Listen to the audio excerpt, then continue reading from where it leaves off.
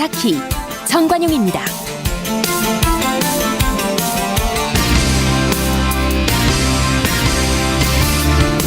여러분 안녕하십니까? 정관용입니다.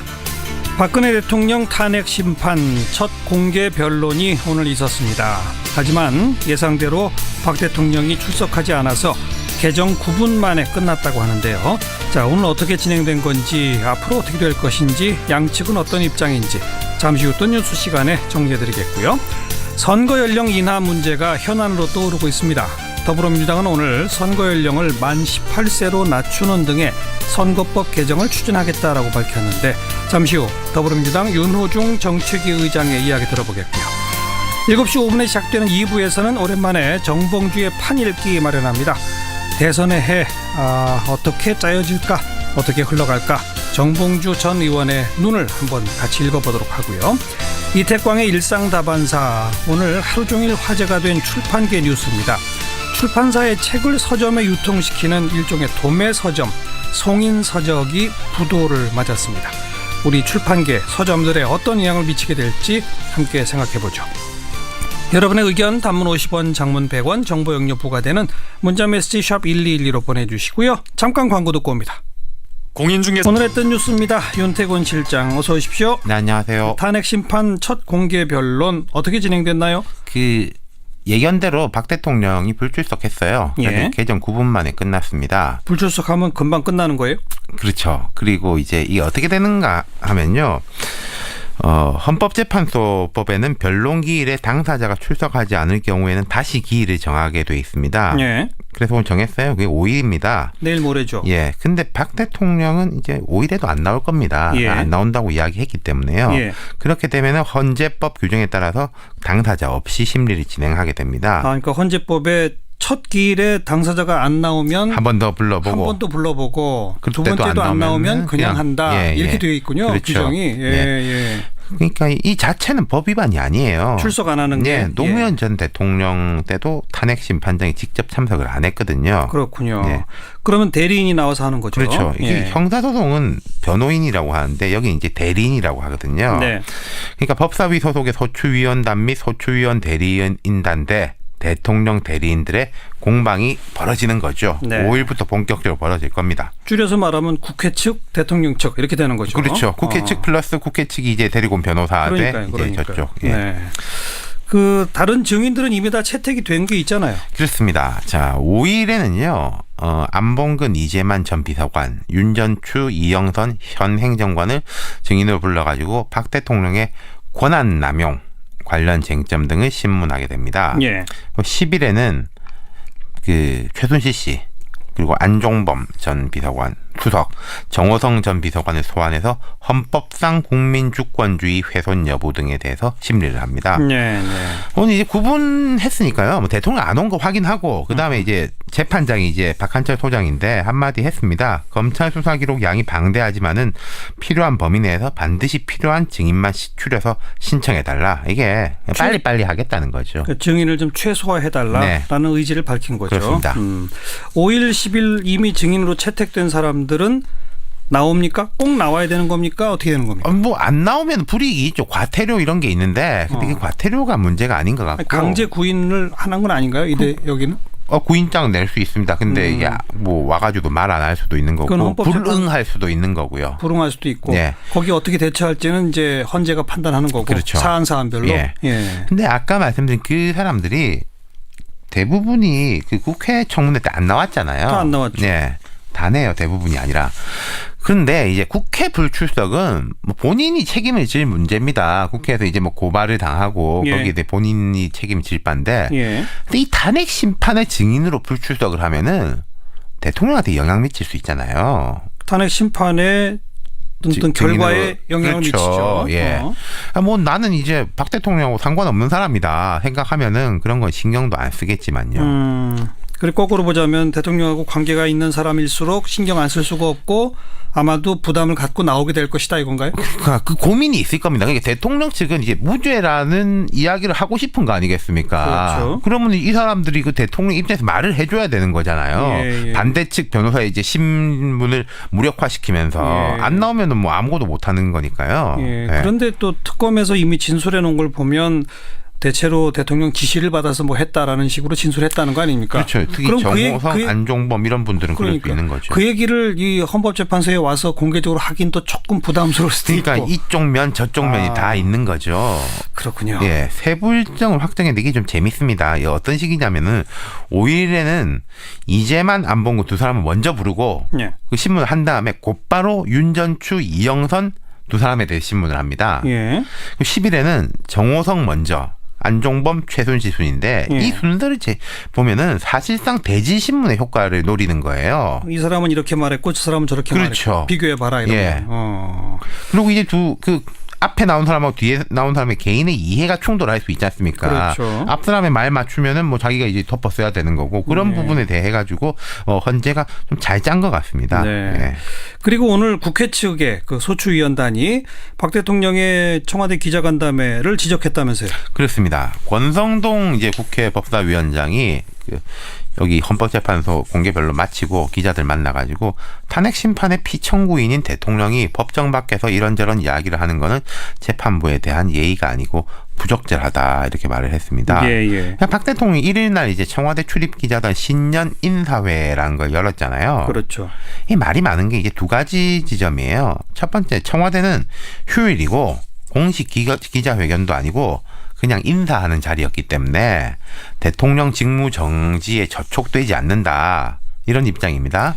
근데 이게 눈 가리고 아무 아닙니까? 이게 누가 봐도 기자회견, 아니 기자회견이라기보다 거의 뭐 일방적으로 자기 입장을 설파한 자리였지 않습니까? 이게 뭐 새해 덕담하고 뭐 건강하십시오 이런 이야기하는 자리가 전혀 아니었잖아요. 결과적으로 다 또 그 내용이 보도가 됐잖아요. 그러니까요. 근데 이걸 휴일날이었다. 그냥 인사 자리였다. 예. 이건 조금 좀 어불성설 같은데요. 그러니까 지금 이제 대통령이 뭐 탄핵 여기 안 나오는 거야. 노 대통령도 그렇다고 치지만은 검찰 수사에 대해서도 거부해놓고 예. 검찰이 일방적이다, 중립적이지 않다 이렇게 장외에서 비판을 했지 않습니까? 그랬죠.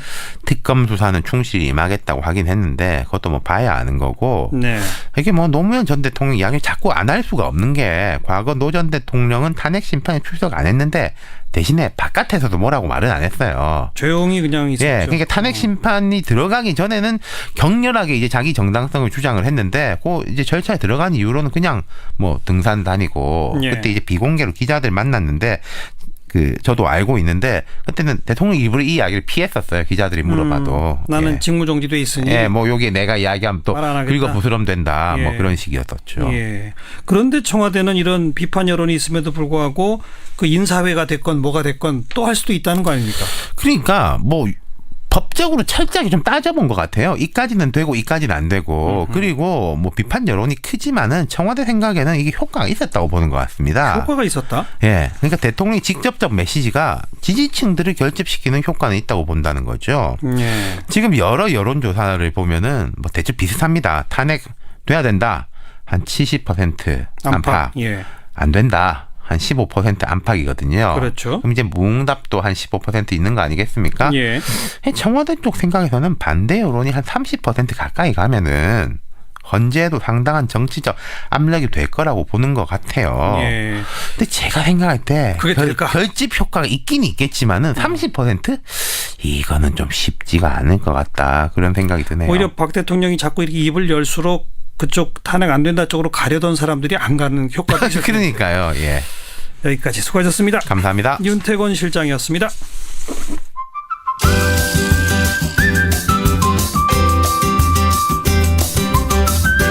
지금 여러분께서는 한림국제대학원 대학교 정관용 교수가 진행하는 CBS 라디오 시사자키 정관용입니다를 듣고 계십니다. 새누리당의 분당으로 다시 제1당의 위치에 오르게 된 더불어민주당, 이 새해를 맞아서 개혁 입법 과제를 발표했습니다. 근데 그 가운데 선거 연령을 만 18세로 하향 조정하자 이렇게 이 선거와 직접 관련 있는 내용들도 포함되었다고 하는데요. 민주당의 정책위 의장 맡고 있죠. 윤호중 의원 연결해서 자세한 이야기 들어봅니다. 윤 의원님 나와 계시죠? 네, 안녕하세요. 반갑습니다. 네. 4.13 총선에서 원래 일당이 됐잖아요. 네네. 그랬다가 잠깐 밀렸다가 다시 일당 됐네요. 아, 네네. 전북의 새누리당 탓이죠, 근데? 네, 뭐 무소속 의원들 입당했다가 지금 뭐 분당이 된 상황이니까요. 네. 어찌 보면 4.13 총선 민심 그대로 다시 돌아간 거 아닙니까? 예, 그렇다고 봐야 되겠습니다. 자, 이번 1월 임시국회에서 정치, 재벌, 검찰, 언론, 민생 이 5개 분야의 5대 개혁 법안을 확정하겠다 했어요. 네네. 이렇게 정하신 이유는 뭡니까? 지난 연말에 이제 저희가 촛불 시민혁명의 입법 정책과제라고 하는 거를 발표한 적이 있습니다. 예. 그리고 그것을 이제 토대로 해서 당내 의견 수렴을 거쳤고요. 예. 그랬더니 이제 그 촛불 시민혁명이라고 하는 좀 이제 어떤 내용인가라고 하는 것을 이 국민들이 알아듣기 어려운 말보다는 예. 좀 더 이제 직접적인 표현을 하는 것이 좋겠다라는 예. 그런 의견들이 많았습니다. 그래서 이제 이 개혁 입법 과제로 5대 과제를 세운 거죠. 정치 개혁, 재벌 개혁, 검찰 개혁, 언론 개혁, 민생 개혁 이렇게 하겠다라고 한 거고요. 결국 이것은 이제 촛불 민심을 통해서 확인된 국민의 요구, 예. 그러니까 이 권력형 비리, 이 부패를 척결해라라고 하는 것하고 예. 민생을 안정시켜라라고 하는 그런 민심의 요구를 저희가 받은 것이다 이렇게 볼 수 있습니다. 그러니까 이게 5개 분야인 거지 법안 딱 5개인 건 아닌 거죠? 아, 네, 그렇습니다. 그럼 하나하나 보죠. 정치 분야에는 예를 들어서 어떤 것들이 지금 거론되고 있습니까? 네, 정치 분야에는 당연히 이제 선거 연령을 19세에서 18세로 낮추고, 네. 그다음에 이제 재외국민 투표를 올해서부터 가능하게 하는 예. 그런 이제 선거법 개정도 있고요. 그다음에 최순실 박근혜 이런 부정 축제 재산 처리 문제라든가 뭐 이런 부정 축제 재산 처리를 위한 법들 이런 것들이 이제 우선 해당이 된다 이렇게 볼 수 있습니다. 선거 연령을 19세에서 18세로 낮추자. 그 이유는요?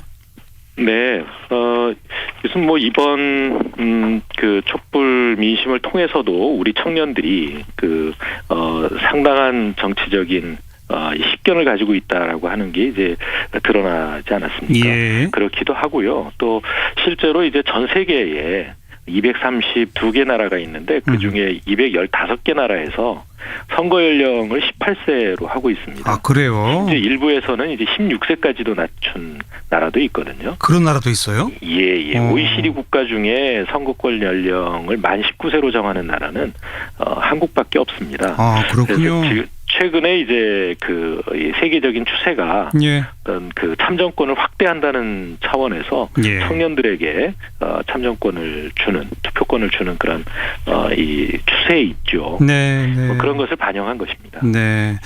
그런데 새누리당은 이거 반대하죠? 뭐 어느 분인가 반대한다고, 그러니까 좀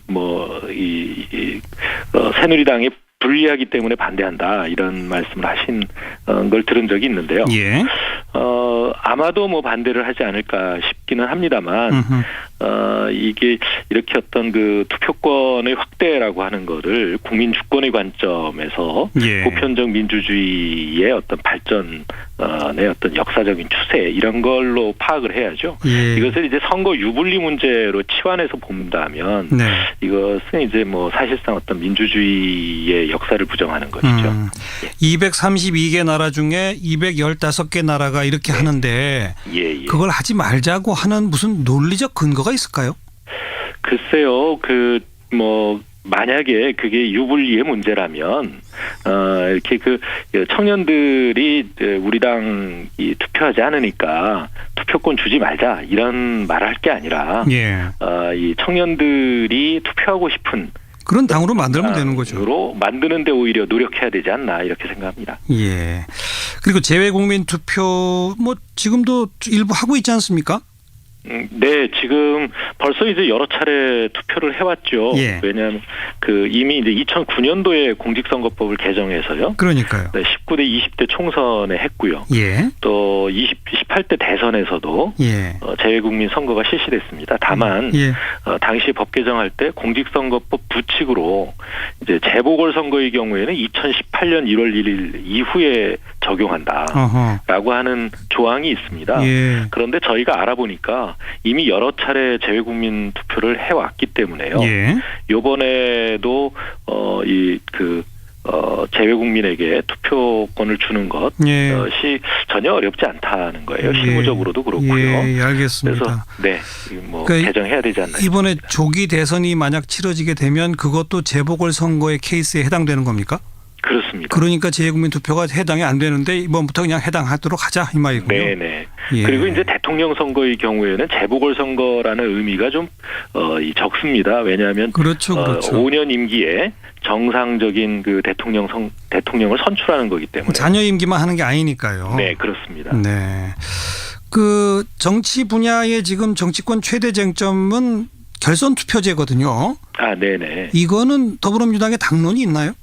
저희가 당론으로 결정을 한 것이 있는 것은 아니고요. 네. 지난 2012년 대선 때 우리 당의 후보 공약 중에 있습니다. 네. 그러니까 결선 투표제를 도입한다라고 예. 하는 것이 있는데 예. 만약에 헌법상이 되면 개헌 시에 반영한다 이런 내용이죠. 그렇죠. 지금 이제 이게 헌법 사항이냐 아니냐를 가지고 뭐 논란이 좀 있는 것 같습니다. 맞습니다. 예, 만약에 이게 뭐 법 개정만으로 가능하다라고 하면 뭐 저희는 그것에 반대할 이유가 없습니다. 그렇죠. 예, 그래서 이게 법 개정 사항이냐 아니면 헌법 개정 사항이냐라고 하는 부분에 대해서는 뭐 헌법학회라든가 공법학회 등 이런 공신력 있는 그런 학계의 법 해석을 좀 받아봐야 되는 것 아닌가. 근데 학계의 의견은 뭐 조금 분분할 수 있는데 이럴 때는 국회가 그냥 결단을 해서 법을 만들어 버리면 혹시 거기에 이제 문제가 있는 사람들은 헌법재판소에 제소를 하든지 해서 나중에 판정을 받아보면 되는 거 아니냐 이런 의견이 있거든요. 뭐 가능하다면 할 수도 있다. 그러니까요. 그런 의미에서 원칙적으로 지난번 대선 때 공약이었고 반대하지 않는다라고 하지만 더불어민주당은 왠지 다자구도로 치러져도 더불어민주당의 후보가 1등이 될 것 같으니까 결선 투표제에 대해서는 좀 너무 미온적인 거 아니냐 이런 비판이 있습니다. 어떻게 보세요? 그렇지는 않습니다. 예, 당시에 저희가 정의당 심상정 대표와 이 선거 이렇게 연대를 하면서 당시에 양당 간에 합의를 했던 사항이기 때문에요. 예. 그런데 1월 우선 추진 과제는 지금 일단 언급을 안 하셨잖아요. 네네, 그렇습니다. 우선 추진 과제로 삼아야 되는 거 아닙니까? 예. 그 부분에 대해서는 뭐 좀 더 의논을 해보겠습니다. 당내에서. 어쨌든 아직 좀 미온적이라는 느낌을 지울 수가 없습니다. 예. 자, 정치 분야 급한 거 먼저 여쭤봤고 재벌 분야는 어떤 게 있죠? 뭐 재벌 분야에 대해서는 이제 지금까지 경제 민주화와 관련해서 추진해왔던 이제 뭐 상법 개정이라든가 이제 뭐 이 경영자들의 주주에 대한 책임성을 강화하는 개정안이죠. 뭐 주주 대표 소송제 이런 거 말이죠. 네네. 예, 그런 것도 있고요. 또 뭐 그 외에도 또 이제 공정거래위원회 전속고발권을 폐지하는 공정거래법 개정 이런 등등이 있습니다. 징벌적 손해배상하고 집단소송제 이런 건 없습니까? 집단소송제도 상법 개정안 안에 들어가 있고요. 들어가 있고. 네네, 5가지 개정 사항이 있습니다. 또 근로자 이사제라든가 뭐 여러 가지 규정이 되어 있습니다. 징벌적 손해배상은요? 징벌적 손해배상은 지금 다른 법에 되어 있는데요. 그 부분도 저희가 추진하는 법안 중에 하나입니다. 들어가 있다. 네네. 검찰개혁 분야는 어떤 거죠? 검찰개혁 분야는 지금 뭐 공수처 설치가 가장 크겠죠. 네네, 그게 가장 큰 거고요. 그다음에 이제 또 기타 이제 검사들의 이 직무와 관련해서 이 검사 징계법이나 검사법 이런 부분들도 추진할 예정입니다. 혹시 경찰의 수사권 독립은 당론이 안 모아졌습니까? 예, 그 부분에 대해서는 이 뭐 당론화는 아직 안 돼 있고요. 예. 그러니까 이 워낙이 이제 그 큰 이슈다 보니까 네. 1, 2월 이 짧은 기간에 논의를 해서 결론을 내기는 쉽지 않다 이렇게 보고 있습니다. 아직 고민 과제다 이 말이군요. 예. 언론 개혁적으로는 핵심이 어떤 겁니까? 저희가 이게 이 법안들을 확정을 해야 되는데 아직 확정까지는 아니죠. 제가 예. 검토되고 있는 거 말씀드리면 네. 이제 그 공영방송의 지배구조 개선이나 그렇죠. 예, 자율성 보장 예. 이런 보도 자율성이죠. 예. 이런 부분들을 규정하고 있는 이제 방송 그 개혁 그 사법이 있습니다. 알겠습니다. 예. 거기다 이제 민생 분야까지 네네. 법안들을 이제 하나하나 확정을 해서 네네. 1월 임시국회 중에 뭐 제출하고 통과까지 시키겠다는 겁니까? 어떻게 그 전략은 어떻게 됩니까? 1월 임시국회에 통과시킬 수 있는 부분이 있으면은 하고요. 예. 1월 임시국회에 미처 통과를 못 시키면 예. 2월 임시국회에 이어서 예. 계속 추진한다. 예. 그래서 적어도 2월 임시국회까지는 좀 가시적인 성과를 만들어 보자라고 예. 하는 것이고요. 여야정 정책협의회가 또 여야 간에 사당 간에 합의가 되어 있기 때문에 그렇죠. 그 채널을 통해서도 저 개혁 입법에 예. 여야가 좀 뜻을 모아보도록 노력하겠습니다. 사실 4.13 총선에서 여소야대 국면을 만들어줬는데 국민들이 네네. 최순실 사태 터지기 전까지도 벌써 수개월이 흘렀지만 제대로 야당들이 뭘 하는 게 없다 이런 비판들이 있었지 않습니까? 문제는 뭐였냐 하면은요. 그러니까 그 여당 이게 새누리당이 당시에 122석이었지 않습니까? 예. 그래서 120석을 넘어서면 이것이 이제 그 40% 이상인데요. 글쎄요. 예. 근데 이제 지금은 상황이 법안에 바뀌었잖아요. 대한 일종의 어떤 제동권을 갖게 되는 거죠. 근데 이제 개혁보수신당으로 그쪽이 쪼개졌기 네. 때문에 네. 개혁보수신당이 일종의 캐스팅 보트 역할을 할 수도 있을 것 같아요. 예, 그럴 겁니다. 그러니까 아무래도 국민의당과 우리 당의 정책 차이는 그렇게 크지 않은데 비해서 예. 이 개혁보수신당이 어떤 법안을 적극적으로 추진하느냐에 따라서 예. 그런 법안들이 좀 더 빨리 처리될 소지가 있죠. 이럴 때는 개혁보수신당하고 접촉을 좀 긴밀히 빈번하게 해야 될 것 같습니다. 좀 더 개혁적이 되기를 기대하고 있습니다. 아무튼 정말 1월, 2월 중에 가시적인 법 개정으로까지 연결되는 성과가 있길 바라고. 네네. 여기에 예를 들어서 뭐 세월호 제2의 국조위를 특조위 만들어야 된다 이런 식의 그 긴급 현안 같은 거는 지금 빠져 있는데 그런 것도 계속 12월 달에 발표하신 것처럼 추진하는 거죠? 세월호법은 지금 그러니까 이 사회적 참사에 대한 그 특별법으로요. 예. 환경노동위원회의 패스트트랙에 그러니까 그 신속 처리 법안 올라가 있는 상황입니다. 예. 그러나 이것은 이제 신속 처리 법안은 최장 330일 그렇다면서요. 기한이 주어져 있는데요. 예. 그것은 이제 최장 기한이고요. 예. 상임위와 또 뭐 법사위를 통해서 최대한 빨리 처리할 수 있도록 노력하는 것은 뭐 당연히 계속 해야 될 일입니다. 잘 알겠습니다. 자, 오늘 모신 김에 지금 뭐 정계 개편 소리가 요란합니다. 그 가운데 이제 한 언론사가 보도한 게 손학규 전 대표가 국민의당 쪽으로 가면서 더불어민주당의 한 10명 의원이 탈당해서 글로 갈 거다라는 얘기가 나왔는데 어떻게 보세요? 뭐 저희가 확인하기에도 그런 의원님들은 안 계신 걸로 알고 있고요. 한 명도 없어요? 네. 지금 거론되던 분들이 언론 인터뷰를 통해서 전혀 이 사실 무근이라고 오히려 그분들이 밝히고 있는 상황입니다. 예. 그래도 손학규 전 대표는 국민의당 쪽으로 갈까요? 제가 손 대표님 거취에 대해서 제가 이런저런 예측을 하는 게 의미가 있겠습니까? 반기문 전 총장은 어디로 갈까요? 네. 아니 윤호중 의원은 많으실 겁니다. 윤호중 의원은 정책위 의장 맡으셨다고 정치 얘기는 안 하고 정책 얘기만 하실 겁니까? 예, 그런 건 아니고요. 반기문 총장 같은 경우에는 뭐 지금 굉장히 여러 길을 놓고 고민하지 않겠습니까? 새누리당이 과연 이 최순실의 그늘에서 벗어날 수 있을지, 또 보수신당은 과연 뭐 제대로 틀을 잡을 수 있을지, 이것도 저것도 아니라면 이 스스로 저 당을 만들어야 되는 건 아닌지 예. 뭐 여러 가지 카드를 놓고 고민하시겠죠. 오리무중이네요. 아직까지는. 예. 더불어민주당 입장에서는 지금 대선과 관련해서 파트너로 삼을 수 있는 건 국민의당하고 정의당 딱 요 둘입니까? 저희는 국민의당, 정의당과 함께할 수 있다 이렇게 생각을 하는데 뭐 여러 가지 조건이 좀 따라야 되겠죠. 그래도 선거연대는 그동안 좀 해오셨기 때문에. 네네. 그 대신에 뭐 개혁보수신당 이런 쪽하고는 이제 거리가 있는 거죠. 네, 아무래도 저희 정치 철학이나 또 미래에 대한 계획이나 이런 것들이 좀 많이 다르다고. 알겠습니다. 아직 뭐 정치권에 계신 분들조차 고민이 안 끝난 것 같아서 제가 뭐 더 캐봐야 별로 나올 게 없을 것 같습니다. 예. 여기까지 말씀 듣죠. 고맙습니다. 네, 감사합니다. 더불어민주당 윤호중 정책위 의장이었습니다. 7시 5분 2부에 다시 올게요.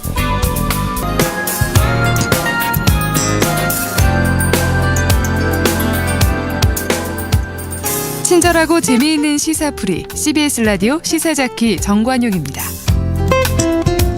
시사자키 2부 출발하겠습니다. 먼저 오늘의 주요 뉴스입니다. 미디어스의 김민아 기자 어서 오십시오. 안녕하세요.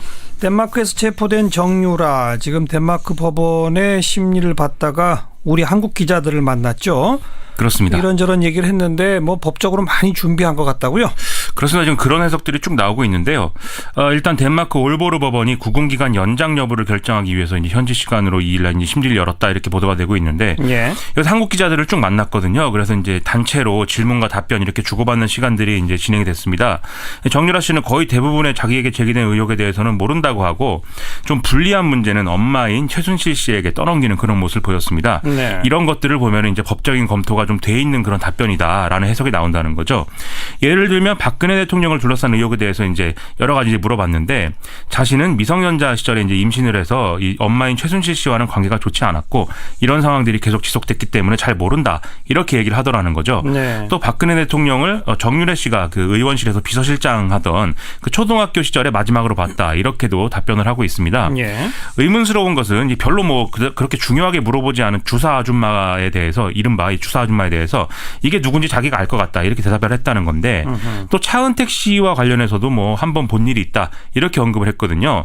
결국 이런 부분들은 최순실 씨가 이미 인정했거나 또 인정하는 것이 불가피하다 이런 부분에 대해서 좀 서로 공유하는 바가 있기 때문에 굳이 이제 얘기를 한 거 아니냐 이런 걸로 해석이 되고 있습니다. 최순실 씨 변호를 하고 있는 이경재 변호사와 또 현지에서 조력자 역할을 하고 있는 걸로 보도된 데이비드 윤 이 사람 등과는 연락이 되지 않는다 이런 주장도 했는데요. 하지만 현지에서 데이비드 윤하고 계속 이 정유라 씨가 접촉해온 정황이 지금 언론을 통해서 계속 보도가 되고 있고요. 이경재 변호사도 그간 자진해서 정유라 씨가 국내에 들어와서 조사를 받아야 한다고 조언해왔다 이렇게 얘기를 하고 있기 때문에 좀 사실관계가 안 맞는 그런 답변이었다라는 지적도 있습니다. 네, 예. 이화여대 학점 특혜 의혹 여기에 대해서는 최순실 씨와 자기가 학교에 가서 류철균 교수와 최경희 총장을 만난 것밖에 없다. 이외에는 전혀 모른다라고 얘기를 했는데 결국 이게 학점 특혜 의혹이 있다면 최순실 씨에게 책임이 있는 거다. 뭐 이 얘기를 지금 하고 있는 걸로 그렇게 받아들여지고요. 자기는 자퇴하려고 했는데 엄마가 못하게 했다. 뭐 이런 그렇죠. 얘기도 있죠. 그렇죠. 네. 자기는 학점이 나왔는지도 몰랐다. 이렇게 얘기를 하고 있으니까요. 예. 또 이제 KB 하나은행으로부터 이 독일에서 특혜 대출을 받았다. 이 의혹에 대해서는 정윤혜 씨가 국내에 갖고 있는 땅 이걸 이제 담보로 잡히고 KB 하나은행으로부터 돈을 대출받은 것이고 그걸 이제 한 푼도 다른 데 쓰지 않고 현지에서 집을 구입하는 데 썼다. 이렇게 해명을 했습니다. 예. 그간 언론 보도는 이제 독일에 있는 땅을 담보로 잡고 KB 하나은행 독일 법인에 보증신용장 받아서 이걸로 대출받았다. 이렇게 이제 보도가 나왔는데 그게 아니라는 거죠. 또 독일에 만든 페이퍼 컴퍼니인 비덱의 자금 세탁 혐의 이건 이제 독일 검찰도 수사하고 있는 내용인데 이것도 다 최순실 씨가 한 일이고 자기는 모른다 이렇게 주장을 하고 있습니다. 근데 그 독일 대출금을 최순실 씨가 다 갚았다면서요? 그러면 이건 편법증여 아닌가요? 그렇습니다. 이제 그런 지적이 나올 수밖에 없는데요. 정유라 씨와 금융권의 주장을 좀 비교해서 종합해 볼 필요가 있겠는데 지금 나오는 얘기는 독일의 현재 방금 말씀드린 주택의 구매 자금으로 KB 하나은행에서 빌린 자금 이 38만 5천 유로 중에 이 대출 기간이 전액 이제 최근 만기를 맞게 됐다는 거죠. 예. 그런데 최순실 씨가 이걸 대출을 모두 갚아줬는데 이 시기가 최순실 씨가 구속 기소돼 있는 시점이기 때문에 대리인이 대출 상환을 대신해 준 것으로 추정이 되는 것이고요. 예. 이 앞서 대출받은 돈의 절반 정도는 지금 최순실 씨 소유의 은행 예금을 담보로 잡은 이제 대출이다. 이런 보도 나오고 있거든요. 결국 다 종합을 해보면 정유라 씨가 최순실 씨의 지급 보증으로 은행에서 돈을 대출금을 빌려서 집을 산 것이고 이 대출금은 최순실 씨가 모두 대신 갚아줬으니까 결과적으로 최순실 씨가 정유라 씨에게 집을 사준 거나 마찬가지다. 이런 결론 나오는 게 아니겠습니까? 그래서 편법증여다. 그렇죠. 이게 이제 상속 및 증여세법을 보면은 증여받은 날이 속하는 달의 말일부터 3개월 이내에 증여사실 신고하도록 돼 있거든요. 이 증여 시점을 대출금을 대신 갚은 작년 11월로 보면은 아직은 신고 기간이 종료되지 않았기 때문에 이건 신고하고 세금을 내면 되는 문제긴 한데 그게 아니라 이 정유라 씨 명의의 주택을 구매한 시점인 작년 5월 내로 이제 해석을 하면 신고 기간이 이미 종료한 상태고 그렇게 되면 증여세 탈세 의혹이다. 이렇게 결론 내릴 수 있는 지점인 거죠. 이 대목도 특검은 지금 들여다보고 있고요. 그렇습니다. 중요한 건 과연 자진교육 할 것이냐 이거죠. 그렇습니다. 정유라 씨는 이 자신의 아이와 같이 있을 수 있는 이런 조건이 된다면 즉 불구속 수사가 가능하다면 언제든지 귀국을 하겠다 이렇게 얘기를 했는데 박영수 특검팀은 뭐 이런 주장을 거의 뭐 단칼에 불가능한 얘기다 거절을 하고 있습니다. 일단 덴마크 법원은 정유라 씨의 구금 기간을 오는 30일까지 4주 동안 연장하기로 결정한 상황인데요. 이에 대해서 이제 특검팀이 브리핑을 했습니다. 이후에 크게 3가지 시나리오가 가능하다라는 얘기인데 첫 번째는 정유라 씨가 그냥 자진 귀국을 하는 것입니다. 예. 방금 말씀드렸듯이 구금 기간이 이제 늘어난 문제가 있긴 한데 이거는 자진 귀국을 하겠다고 하면 지금 뭐 불법 체류로 지금 구금돼 있는 상황이기 때문에 덴마크 법원도 뭐 나간다고 하는 거니까 굳이 반대하지는 않을 거다 이렇게 지금 얘기를 하고 있고요. 예. 두 번째는 여권을 지금 무효화하는 절차에 착수한 상태인데 며칠 있으면 무효가 된다면서요. 그렇습니다. 이게 뭐 빠르면 10일께에는 거의 무효가 된다라는 게 특검 설명이거든요. 그렇게 되면은 강제 추방이 불가피해지는 것이죠. 그러면 이제 강제 추방된 상태에서 국내 송환이 될 거다. 이런 이제 얘기를 하고 있는 거고 마지막 시나리오가 정식으로 범죄인 인도 절차를 밟는 이런 방법인데 만약에 정유라 씨가 이에 불복해서 법적 대응에 나서면은 송환 시기가 몇 개월에서 길게는 1년까지 지연될 수 있다. 이렇게 설명하고 있습니다. 예. 다만 이게 특검 기간이 끝나고 나서도 귀국을 하더라도 체포영장 집행은 가능하다라는 건데요. 특검이 아닌 검찰이 사건을 인계받아서 수사를 진행할 것이기 때문이라는 거죠. 특검팀은 일단 아이 문제가 계속 있기 때문에 정유라 씨가 결국은 자진 귀국을 선택하지 않겠느냐 이렇게 예상하고 있다고 밝히고 있습니다. 그걸 선택 안 하게 되면 여권 무효화에 따라서 강제 추방 형식이 될 것 같다 이런 얘기로군요. 2차적으로는 아마 그럴 가능성이 큰 것 같습니다. 오늘 정유라 관련 뉴스가 많은데 자기가 이화에 대해 합격할 것을 합격 발표 이전에 이미 알고 있었다면서요? 그렇습니다. 특이한 건 이게 이제 장시호 씨의 특검팀 조사 진술에서 나왔다는 건데요. 2014년 10월 달에 정유라 씨로부터 이대에 붙었다라는 전화를 받았다 이런 진술을 했다는 거죠. 예. 이제 이화여대는 이 10월 31일에야 이 수시 전형 체육특기자 합격자를 발표했기 때문에 그 전에 이제 장시호 씨가 알고 있었다라는 얘기가 성립이 되는 겁니다. 정유라 씨는 또 이 10월 31일에 자신의 SNS에 이화여대 합격이라는 글을 올렸는데 이것보다도 먼저 알았다라는 얘기인 거죠. 또 특검은 최순실 씨의 비서로 정유라 씨의 입학 준비 등을 도운 데 관여한 모 씨가 합격자 발표가 나기 전에 장시호 씨 그리고 그의 엄마인 최순득 씨 등에게 정유라 씨의 합격 사실을 전하는 문자 메시지를 보냈다. 이 진술도 확보를 했다고 하는데요. 그래요. 장시호 씨 진술을 보면 최순실 씨가 이런 문자 메시지를 보낸 사실을 알고 이제 이 비서에게 역정을 내는 것도 봤다. 이렇게 증언을 하고 있다고 한다는 거죠. 예. 만일 이런 정황이 사실이라면은 최순실 씨와 이대 핵심 관계자들이 어떤 유착 관계를 드러내는 또 하나의 정황으로 볼 수 있지 않겠습니까? 발표 전에 합격 확정됐다. 이거야말로 진짜 유착이죠. 그렇죠. 그렇기 때문에 특검은 최경희 전 총장, 남궁건 전 입학처장, 그렇지 않아도 이제 뭐 입학비리 이런 걸로 여러 가지로 조사를 받을 예정인데 이때 이 문제에 대해서도 같이 수사하겠다 이런 계획을 밝히고 있습니다. 오늘 박영수 특검팀이 최순실 씨가 있는 서울 구치소를 압수수색했다고요. 이 구치소까지 압수수색하는 건 참 드문 일인데. 그렇습니다. 뭐 드문 일인데 뭐 아예 없는 일은 또 아니라고 하는데 보통 이제 그 수감자들이 자기들끼리 얘기를 해서 뭐 증거인멸에 대한 논의를 한다든지 뭐 어떤 범죄 단서가 되는 어떤 물품을 숨긴다든지 이런 입장 조율을 한다든지 이런 정황이 나오면 이런 일이 가능하다고는 합니다. 예. 지금 서울구치소에는 아시다시피 최순실 씨, 김종전 문체부 2차관, 차은택 씨, 장시호 씨, 문영표 전 보건복지부 장관 이런 사람들이 다 수감이 돼 있고 그렇죠. 또 오늘 새벽에 구속된 류철균 이대 교수도 지금 여기 들어가 있거든요. 예. 그렇기 때문에 이제 뭔가 이런 정황을 발견했기 때문에 압수수색에 나섰다는 해석이 가능해지는 거죠. 일부 언론은 뭐 최순실 씨 방만 겨냥해서 원포인트 압수수색했다 이렇게 보도하기도 했는데 특검팀은 그런 건 아니다라고 지금 부인하고 있는 상태입니다. 특검팀의 이 수사 의지가 정말 강력하다는 걸 보여주는군요. 그렇습니다. 이런 것까지 조사할 정도니까요. 그런데 특검이 불러도 최순실 씨가 자꾸 안 나오니까 강제 구인을 검토한다면서요? 그렇습니다. 지난달 31일에도 대치동 사무실에 출석해서 조사받아라 이렇게 요구를 했는데 계속 뭐 건강상의 이유라든지 이런 거를 이제 사유서로 제출하면서 불응을 했다는 거죠. 이게 지금까지 특검 조사는 한 번밖에 안 받았는데 나머지 소환 요구에 계속 응하지 않고 있기 때문에 특검팀은 사실상 이 조사에 비협조하고 있다 이렇게 보고 있다는 거고요. 예. 이미 지난달 27일에 구속된 피의자의 경우에는 검찰 출석 요청에 불출석이 이제 계속 거듭되면 체포영장을 통한 강제 소환 방법이 있다. 특검팀이 이렇게 언급한 바 있다는 거거든요. 그래서 이걸 이제 이걸 검토한다 이런 보도가 나오고 있는 거고요. 이에 대해서는 정유라 씨가 덴마크에서 붙잡혔기 때문에 최순실 씨가 좀 태도 변화를 보이지 않겠느냐 이런 부분도 있거든요. 예. 그래서 좀 이거 지켜봐야 될 부분인 것 같습니다. 여기까지 하죠. 수고하셨습니다. 고맙습니다. 미디어스 김민아 기자였습니다.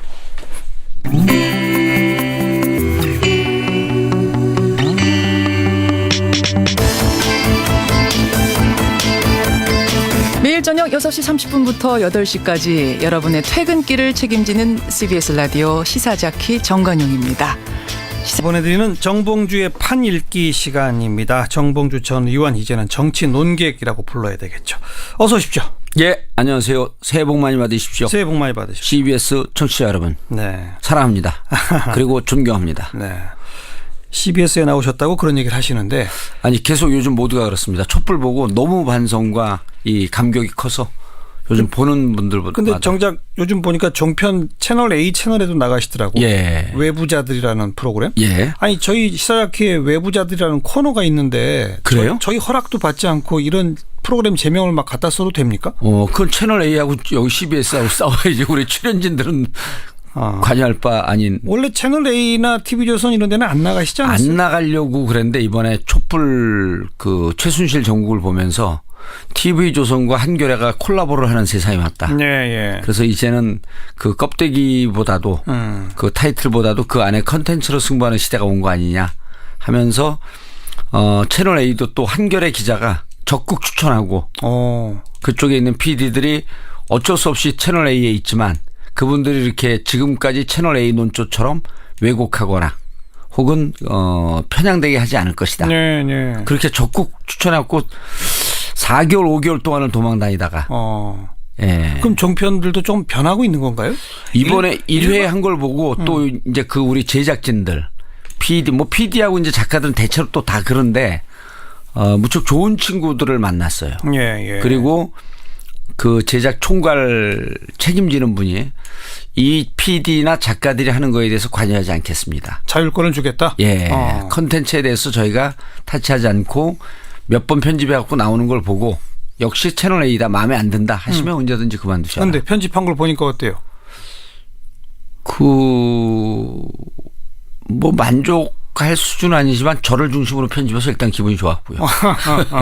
그리고 말을 왜곡하거나 뭐 중요한 내용은 손을 잘 안 대려고 그러더라고요. 그래요? 예. 예. 뭐 이렇게 예를 들어 재미있는 그 효과음 설정 이런 건 하는데 내용을 이렇게 뭐 뒤틀거나 이러진 않아서 그동안처럼 이렇게 아주 일방적으로 정부 편들고 뭐 이런 식의 논조에서는 변화가 생기긴 하는군요.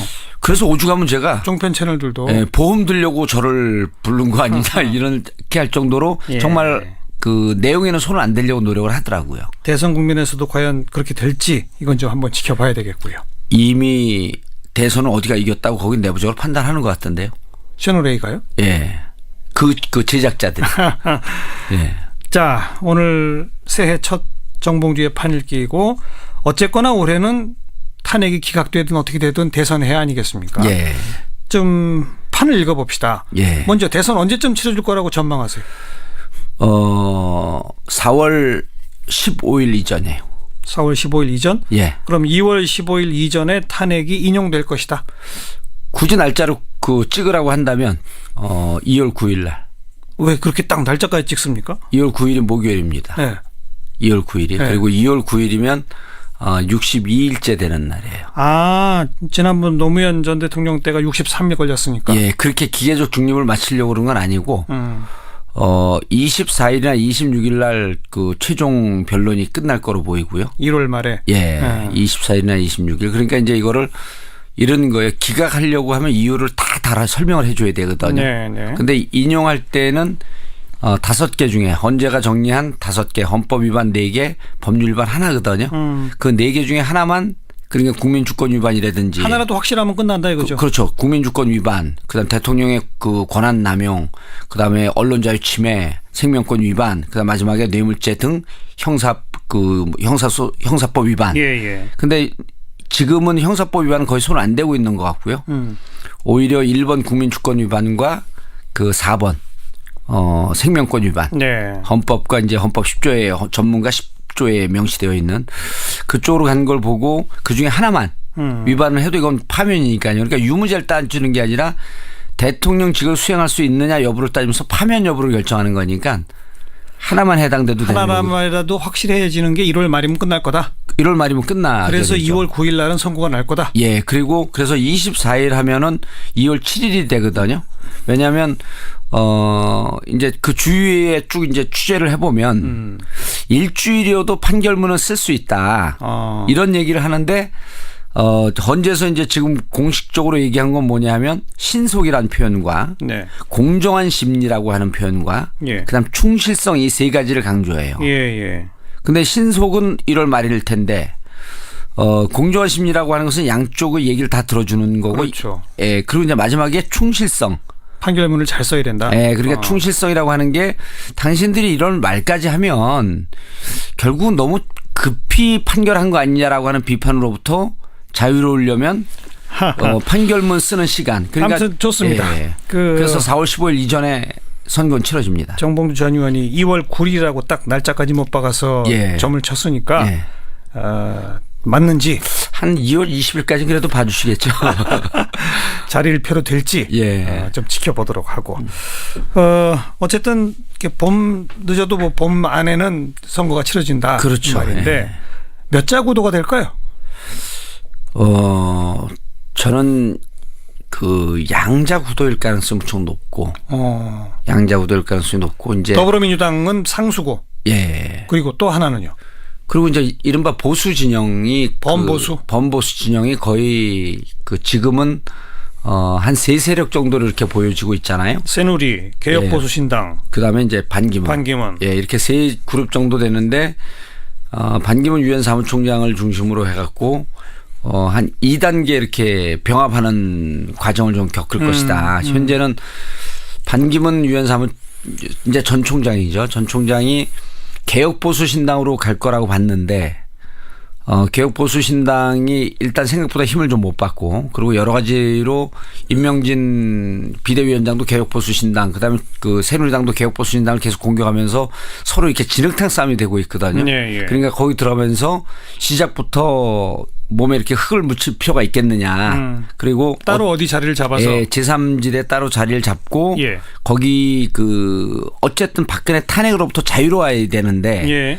개혁보수신당도 결국은 탄핵에 찬성을 했지만 지금 박근혜 정권의 탄생으로부터 자유로운 분들은 아니거든요. 아니죠. 예. 그래서 박근혜 정권의 탄생 및 이 탄핵으로부터 자유롭게 되기 위해서는 형식적으로라도 제3지역에 있는 것이 있고 예. 그리고 그다음에 1차적으로 개혁보수신당을 흡수하고 그다음에 그 새누리당 중에서 진박이 좀 털어져 나간 상당 부분을 흡수하고 상징적 진박 인사들 털어져 나간 상태에서 예. 2차 흡수하지 않겠느냐. 그다음에 이제 마지막으로 3차가 있다고 한다면은 안철수 쪽이 그 통으로 그쪽하고 후보 단일화를 할 것이냐 아니면 안철수 국민의당이 일부 분화가 되면서 합류할 것이냐. 예. 요 문제가 있는데 아마 저는 분화하면서 흡수될 가능성은 없을 거라고 보이고요.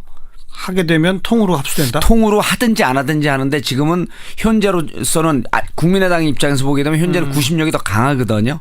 그런데 이제 호남 의원들 대부분이 호남 의원들 아니에요. 예, 호남 의원들 중심으로는 대선과 개헌을 연계해서 그러니까 뭐 의원 내각제라든지 의원 집정부라든지 개헌과 연계하면서 반기문 즉 그 보수신당과 함께하는 이런 전략을 좀 세우고 있기 때문에 네.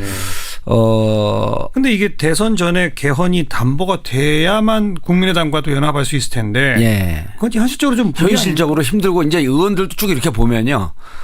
지금 문재인 1강 체제 현재는 뭐 2강이지만 예. 거의 문재인 독주로 가는 것을 흔들기 위한 전략적 이런 그 필요성이 있지.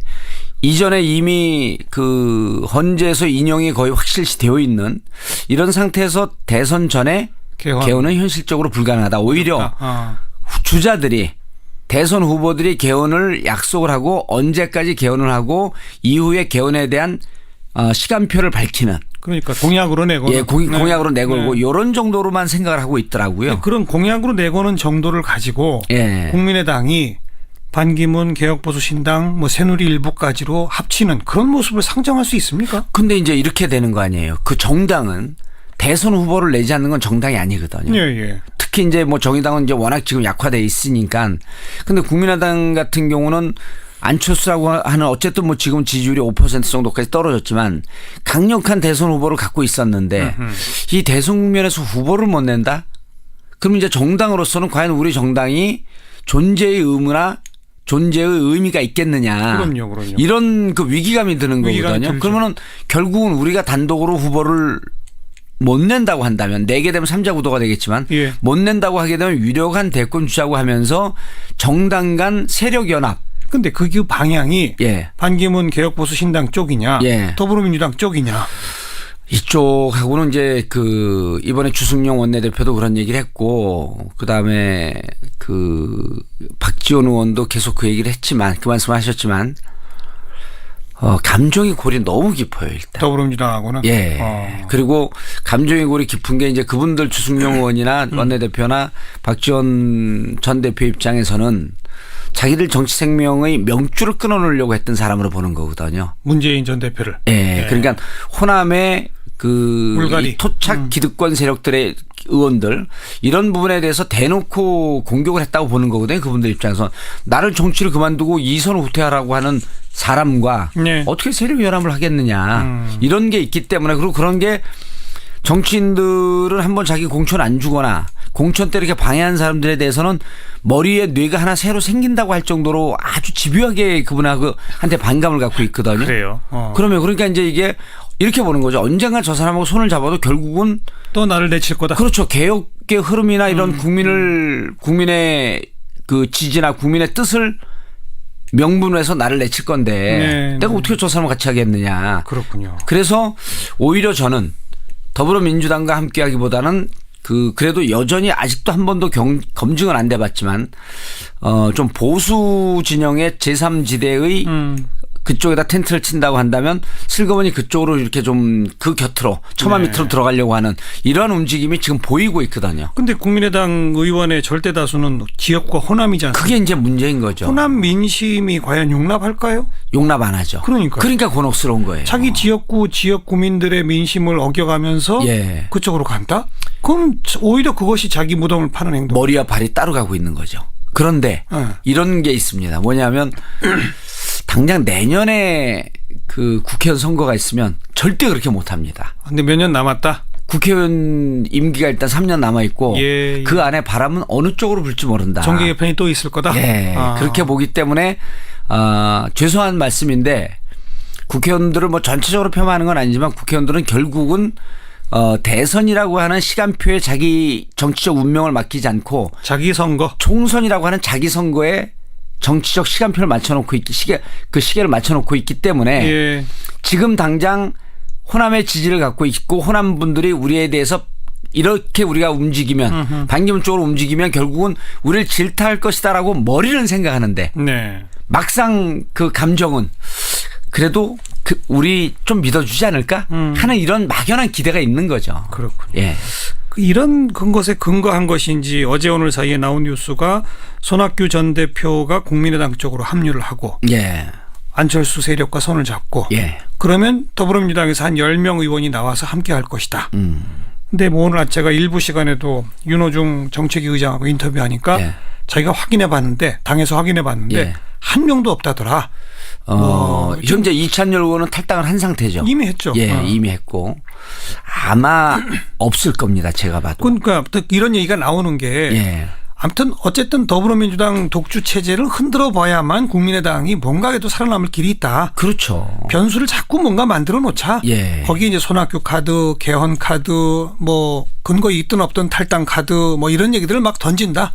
그런 거로군요. 그렇죠. 그리고 이제 안희정 충남지사가 이제 의미 있는 얘기를 좀 그 손학규 지사 전 지사를 이제 비판을 했는데 제발 정계 은퇴해 주십시오. 은퇴해라 이렇게 정치적 시기에 예.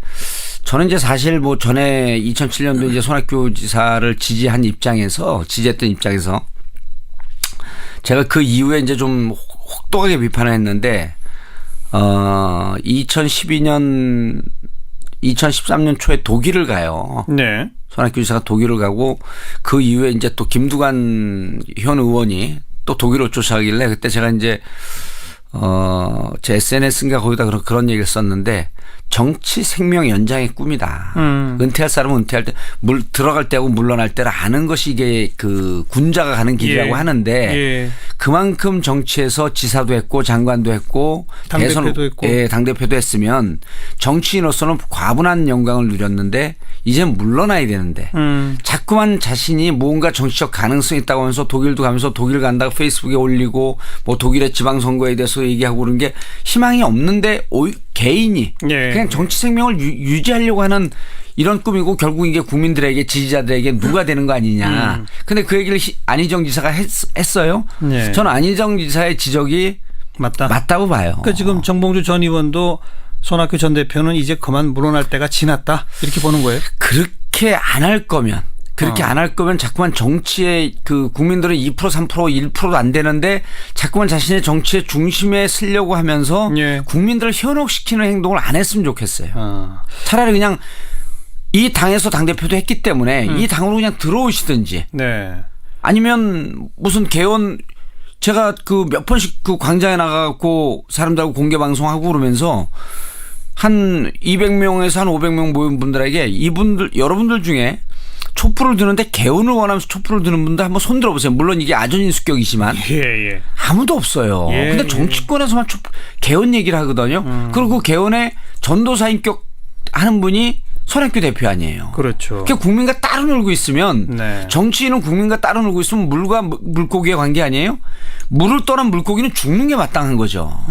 그걸 자꾸만 물을 떠나서 혼자 이 바닥 그냥 물고기 밖을 나가 있으면서 혼자 헤엄치듯이 나만이 내 주장만이 국민들의 주장을 받아들이는 것처럼 이렇게 자꾸만 정치가 혼란해지고 네. 잘 판단이 쓰지 않는 국민들은 거기에 현혹돼서 눈이 가려워지는 거죠. 그러면 이건 정치인으로서 올바른 도리가 아니에요. 제가 보기에는. 예. 게다가 국민의당은 당론으로까지 개헌을 지금 확정 지어놨거든요. 그렇죠. 그것도 역시 국민의 뜻과 좀 따로 논다. 저는 이제 하지만 이렇게 봐요. 신년 여론조사를 보면 또 예. 개헌은 해야 된다라는 여론이 더 높긴 해요. 개헌을 해야 된다라고 하는데 또 그 상세 제가 또 여론조사 해봤잖아요. 그럼 언제 개헌이냐.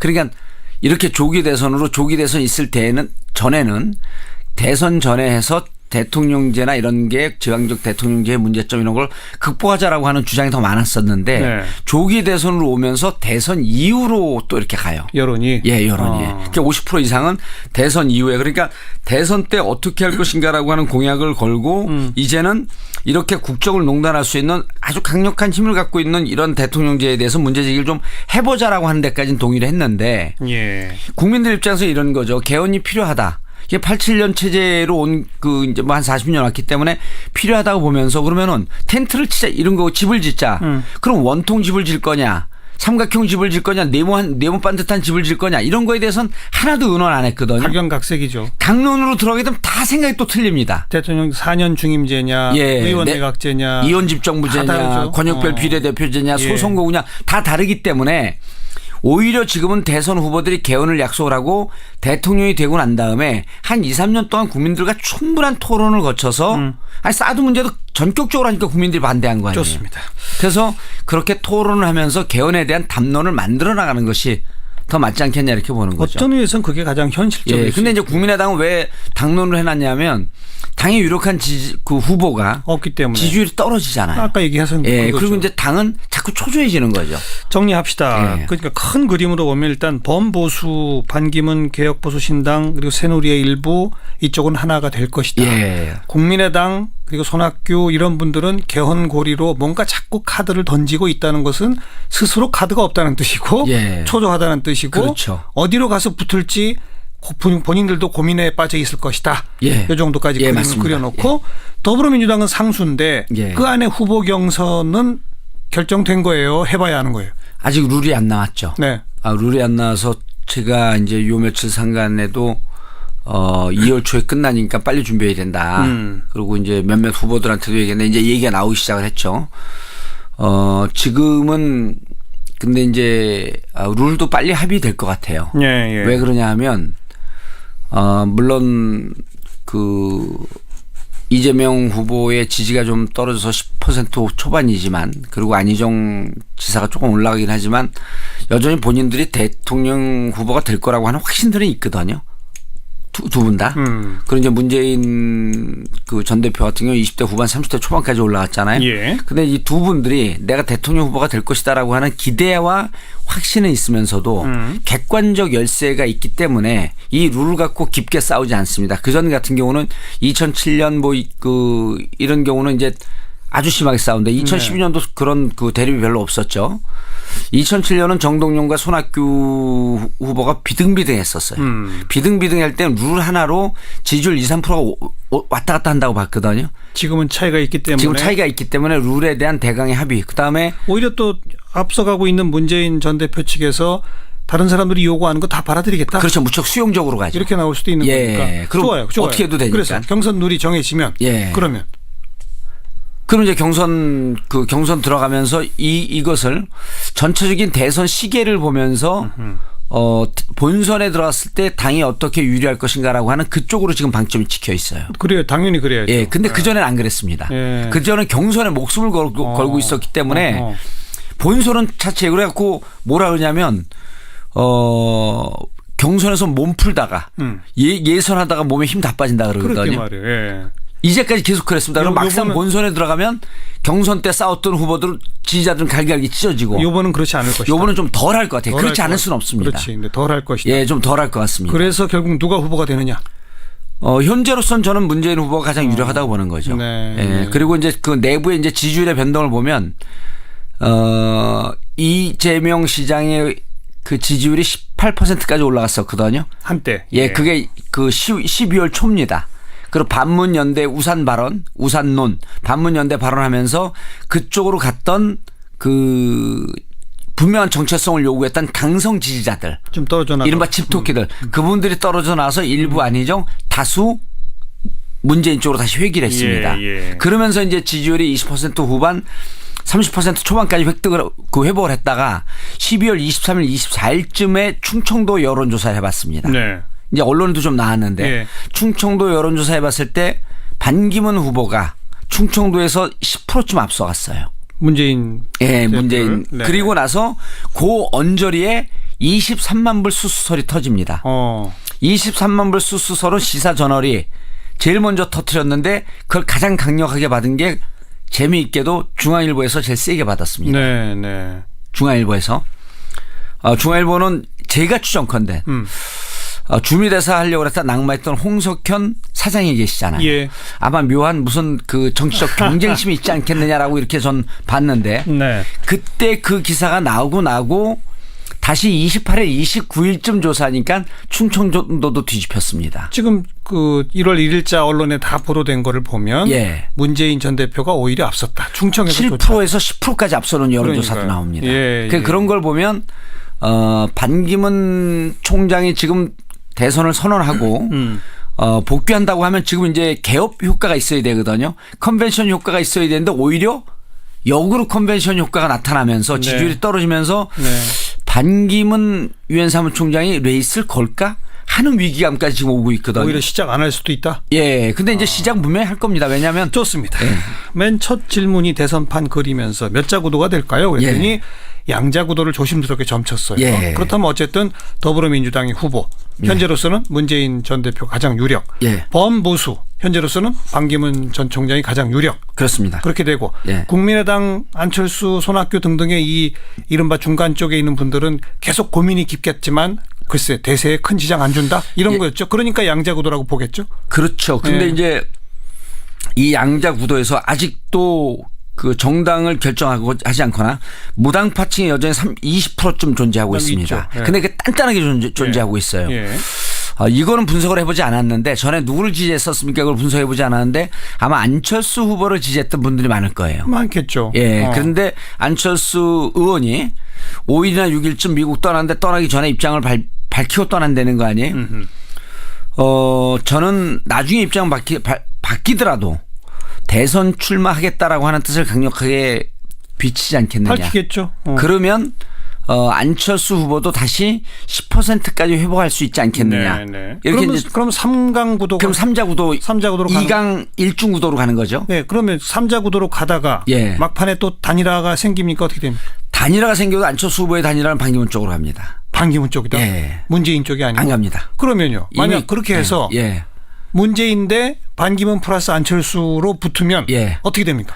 1대1 구도일 때하고 똑같습니다. 왜냐하면 안철수 의원이 반기문 쪽으로 가게 되면 그 지지자가 반쪽 납니다. 반쪽 나니까. 예. 그러니까 변수가 안 된다. 변수가 안 되는 거죠. 그렇어요. 그래서 제가 이제 안철수 쪽 사람들을 좀 만나봤더니 예.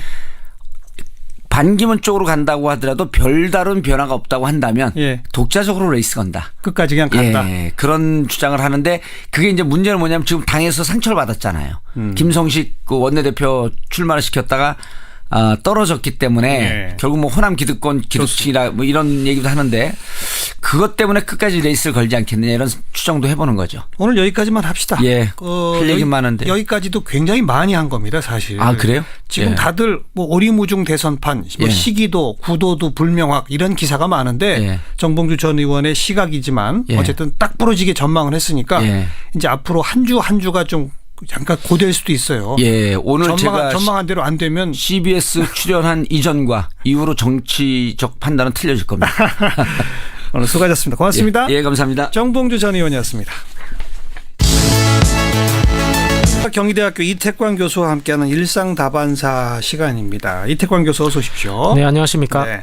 우리 청취자분들이 이 이름은 딱 들어도 좀 생소하실 네. 거예요. 송인서적. 네, 이게 그러니까 이른바 도서 도매상 아니겠습니까? 그렇습니다. 우리나라 국내 2위의 업체인데 네. 2위라고 그래서 뭐 업체가 많은 것도 아니고 거의 양강구도에서 2위 업체란 그렇죠. 말이에요. 오늘 이제 1차 부도 소식이 나서 시끌시끌하지 않습니까? 그렇습니다. 먼저 이 송인서적 어떤 곳인지부터 좀 소개해 주세요. 청취자분들. 그러니까 이렇게 생각하시면 되죠. 단순히 서점이 아니고요. 네. 책을 파는 곳이 아니라 책을 공급해 주는 곳이라고 생각하시면 됩니다. 출판사로부터 책을 받아가지고 창고 같은 데 보관해 놨다가 그것을 이제 각 서점별로 이렇게 나눠서 배급을 하는 거죠. 그 대형 서점은 아니죠. 그렇죠. 서점 물론 가셔가지고 책을 사실 수는 있어요. 저도 어린 시절에 가서 참고서 같은 아니, 제 말은 이 송인서적이 출판사로부터 책을 받아서 네네. 대형 서점에 공급하는 건 아니죠. 그렇지는 않죠. 주로 중소형, 네, 중소형 서점들에 동네 서점. 공급하는 네, 그렇습니다. 그런 도매상. 네. 예. 그래서 이 교보문고 같은 경우는 바로 이제 뭐 책을 받아서 파는 거고요. 출판사에서 바로 받고. 그리고 또 전자서점 있죠. 이른바 이제 온라인 서점. 그렇죠. 온라인 서점 같은 경우는 이제 바로 이제 책을 또 받아가지고 거기서 현금 결제로 바로바로 팔아주는 그런 서점이고. 그래서 송인서적은 그런 거에 비한다면은 조금 옛날 방식의 책 네. 공급 서점이었다. 옛날 방식이고 현재로서는 그러니까 이른바 동네 도매상이었다, 책방, 이렇게 보면 되죠. 동네 서점에 책을 공급해주는 도매상. 그렇습니다. 이게 저 만들어진 지가 오래됐더라고요. 59년에 처음 문을 그렇죠. 열었어요. 1959년도에 처음으로 문을 열었고요. 사실 이게 그 한국의 어떤 근대사와 거의 뭐 같이 네. 역사를 같이 하신다 보시면 되고, 그래서 이게 좀 동네 서점들과 관련된, 사실 저도 동네 서점을 자주 가는데 그 서점들의 여파가 상당히 클 것 같다 하는 어떤 진단이고요. 출판사들한테도 여파가 크다면서요. 출판사는 지금 이제 책을 납품을 하고 이제 대금을 안 받았기 때문에 어음으로 받고 막 그랬다면서요. 이게 이제 이런 식입니다. 책을 일단 받고 그게 팔리면 그걸 대금을 결제해주는 방식인데 이런 이제 돈을 못 받게 된 거죠. 네. 그래서 뭐 작게는 2억, 뭐 많게는 뭐 몇 억씩 이렇게 물려 있다고 지금 이야기를 하고 있고요. 이게 사실 저는 이 소식을 접하면서 IMF 때 보문당이라는 큰 서점이 또 역시 또 도매상 서점입니다. 도매상이 이제 부도가 났던 적이 있는데 그때 때. 서점이 500여 개가 문을 닫았어요. 그때 제가 즐겨가던 서점들이 거의 다 문을 닫았던 기억이 있습니다. 그래서 도매상 하나가 문 닫으니까 동네 서점 500개가. 그렇죠. 이야. 그 동네 서점들은 사실 어디 가서 책을 떼올 데가 없죠. 그러니까. 네, 그리고 사실 동네 서점이 왜 필요한가라고 말씀하실 수 있는데 이른바 책 선진국들을 가보시면 대체로 그런 책의 보급은 동네 서점에서 담당합니다. 그리고 동네 서점이 그냥 책을 갖다 놓는 게 아니고 그 서점 주인의 취향을 반영해가지고 이른바 컬렉션이 있거든요. 특색이 그렇죠. 있죠. 그래서 그런 서점들이 사실 사라져 버리면 문화적인 어떤 측면에서 굉장히 손실이 오는 것이고 또 우리 책 문화에도 굉장히 어떻게 보면 타격이 올 수 있다고 볼 수가 있죠. 예. 이게 부도까지 오게 된 거는 지금 설명하는 과정에서 청취자분들이 대충 다 이해했을 거예요. 점점 더 초대형 서점 위주로 사람들이 몰린다는 거. 그렇죠. 그리고 온라인 서점 쪽으로 사람들이 몰린다는 거. 동네 서점이 자꾸 줄어든다는 거. 그렇죠. 그러다 보니 이 동네 서점에다가 책을 공급하는 도매상도 어려워질 수밖에 없다는 거. 그렇죠. 이거로군요. 그래서 지금 기본적으로 이 독서율이 많이 전반적으로 감소하고 있습니다. 이게 독서율이 감소한다는 뜻은 글을 텍스트를 그만큼 안 본다는 뜻은 아니고요. 텍스트를 보는 방식들이 꼭 책만은 아니라는 거죠. 네. 제 같은 책 덕후는 이제 전자책을 사더라도 꼭 종이책을 사는데 오늘도 지금 여기 방송하러 오면서 제가 본 그 광경이 하나 있습니다. 굉장히 인상적인 광경인데요. 굉장히 사람들로 붐비는데 그 이 경로석에 한 그 노인분이 어르신분이 앉으셔가지고 지하철에 이완함이 총서를 탁 읽고 계시더라고요. 일본어로 된 그 문고판 예. 서적이죠. 예. 굉장히 오래된 책을. 예. 이 그런 모습들이 굉장히 저한테는 이렇게 무식해 보이고 어떤 책에 대한 어떻게 보면 아우라 같은 느낌을 주는데 그런 이제 이런 식의 책의 소통 과정 또 유통 과정들이 사실 점점 줄어들고 있다. 네. 대부분 뭐 킨들이라든가 또는 아이패드라든가 이런 방식으로 텍스트를 접하는 그 방식들이 굉장히 다변화되고. 킨들이 뭐예요? 킨들이 이제 아마존에서 파는 그런 그 전자책을 볼 수 있는 기기입니다. 아. 이 킨들이 내세우고 있는 게 굉장히 흥미로운 게 이 킨들 그 킨들 기기로 책을 보면은 종이책을 보는 것 같아 이렇게 광고를 해요. 그럴 수가 있어요. 광고 종이책처럼 보입니다. 거기에 잉크를 이제 실질적으로 전자잉크를 쓰는데요. 그 잉크가 진짜 잉크처럼 보이고요. 그 화이트 페이퍼라 그래가지고 그 아주 그 뒤에 처리를 배경 처리를 흰 종이처럼 처리를 했어요. 네. 근데 이게 재밌는 게 그 처음에 구텐베르크가 인쇄기를 발명해가지고 예. 맨 처음 찍은 책이 성경이잖아요, 그죠? 그때 이 사람이 광고를 하기를 예. 물론 성경을 팔아야 되니까 자기도 뭐라고 했냐 그러면 손으로 쓴 글씨하고 똑같다 이렇게 광고를 했었거든요. 아, 옛날 거하고 그렇죠. 비교할 수밖에 사람들은 없다. 미디어에 대해서는 일단 과거에 어떤 미디어에 대한 친화를 갖고 있습니다. 그래서 지금 킨들도 그런 식으로 광고를 하는데 지금 그렇다 보니까 뭐 아이패드든 지금 한국에서도 많은 그런 그 전자책 이 리더들을 지금 출시하고 있는데 대부분의 그 전자책 리더들이 종이책과 질감이나 이런 것들이 거의 똑같다 이런 식으로 광고를 하고 있어요. 그렇게 광고해야 또 팔린다. 그렇습니다. 그래서 독서율 자체가 떨어졌다라는 것은 조금 이제 뭐 조금 보류를 해봐야 되는 것이고요. 그러나 여러 가지 종이책을 사서 네. 보는 거는 줄어들고 있다. 종이책은 당연히 지금 줄어들고 있죠. 그래서 예. 콘텐츠로서의 책 유통이라는 것은 과거에 비한다면 그렇게 크게 줄지 않았을지 모르겠지만 종이책을 유통하는 그런 부분들은 굉장히 지금 축소돼. 특히 지금 학령 인구가 줄어들면서 예. 우리 한국 출판의 가장 중요한 어떤 몫을 점하고 있던 것이 참고서거든요. 참고서 예. 시장도 줄어들고. 참고서 시장의 학령 인구가 줄어들면서 이제 줄어들게 된 거죠. 그러면서 이제 축소되면서 이런 것들도 속인서적의 부도에 큰 영향을 줬다라고 말을 할 수가 있습니다. 네.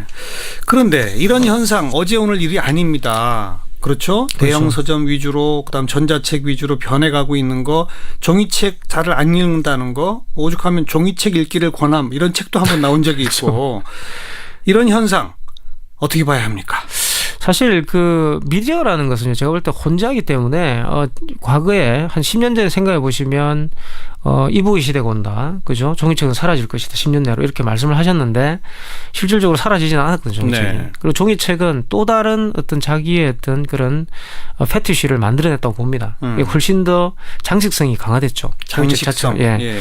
훨씬 고급화되고 또 그런 책을 한 권 들고 있으면 뭔가 그 자체가 위안이 되는 하는 그런 식의 삶의 어떤 소유물로서의 책 이런 식의 어떤 그 컨셉이 만들어졌다 보여. 그리고 또 이제 그 다양한 어떤 책과 관련된 문화 어떤 산업들이 이렇게 일어나게 되는데 대표적인 게 뭐 들어보셨을지 모르겠는데 책맥이라는 게 있습니다. 그러니까 책맥. 네, 맥주를 마시면서 책을 보는 그런 카페가 있어요. 서점이자 치맥이 아니라 네. 책맥. 서점이자 카페입니다. 네, 가셔가지고 책을 보시면서 맥주를 마시고 네. 한 잔 맥주 한 잔 마시고 책 좀 보시다가 집에 가시면 되는 그런 동네 서점들이 또 동네 서점이자 카페죠. 북카페들도 다양한 유형으로 만들어지고. 예, 북카페는 이제 상당히 좀 오래됐고요. 그러니까 이 사실 북카페의 원형이라는 것은 1960년대 이 이 동경 같은 데 가보시면은 그 당시에 있던 커피숍 문화가 있습니다. 그거하고 이제 사실 연계가 돼 있죠. 그래서 커피와 책이라는 것은 실질적으로 이제 근대적인 어떤 그런 유산인데 이 북카페도 이제 지금은 아주 다양화돼 가지고 뭐 맥주도 마시고